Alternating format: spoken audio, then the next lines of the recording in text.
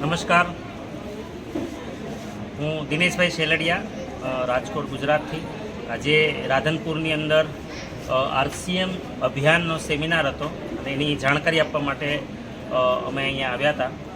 આજે આરસીએમ અભિયાન આ દેશની અંદર એક અલગ જ પ્રકારની મુહિમ, આજ આપણો દેશ જે ચેલેન્જોથી પીડાઈ રહ્યો છે એને બહાર કાઢવા માટેનું એક બહુ મોટું સ્વદેશી અભિયાન છે. આપણા દેશનું અભિયાન છે. એનો મુખ્ય ઉદ્દેશ્ય છે નવા ભારતનું નિર્માણ અને સેવા, સ્વાસ્થ્ય અને સંસ્કારની સાથે આજ આપણો લગભગ 60થી 80 કરોડ લોકો જે આજે બીમારીઓથી પીડાય છે, તો એને દૂર કેમ કરવી, એનું પ્રોપર સોલ્યુશન આપણે ખાલી રસોડાનો સામાન, ખાવા પીવાની વસ્તુ, ન્યુટ્રિશન દ્વારા દૂર કરી રહ્યું છે. એટલું જ નહીં, સ્વાવલંબન આપણી બહુ મોટી ચેલેન્જ છે કે પર્યાપ્ત રોજગાર નથી. આપણે ત્યાં ખૂબ લોકો કર્જામાં જીવે છે.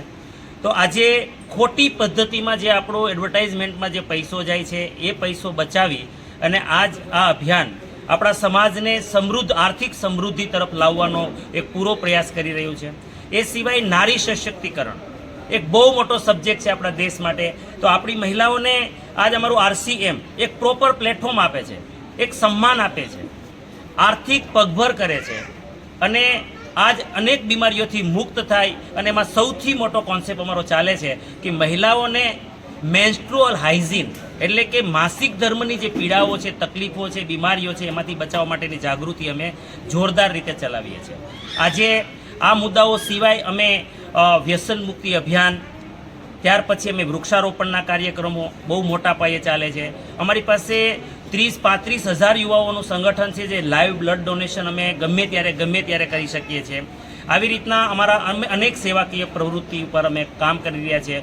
અમે સંપૂર્ણ શિક્ષા અભિયાન, અમારે 20,000 બાળકોને અમે ફ્રી ટ્યુશન આપીએ છીએ આજ આરસીએમ અભિયાન દ્વારા. આવી નાની મોટી અનેક પ્રવૃત્તિઓ અમે કરી રહ્યા છીએ અને અમારો મુખ્ય ઉદ્દેશ્ય છે કે એવું ભારત બને જે ખુશહાલ યહાં પર હરજન હો, સુખ શાંતિ સે પૂર્ણ જીવન હો. ખૂબ ખૂબ ધન્યવાદ.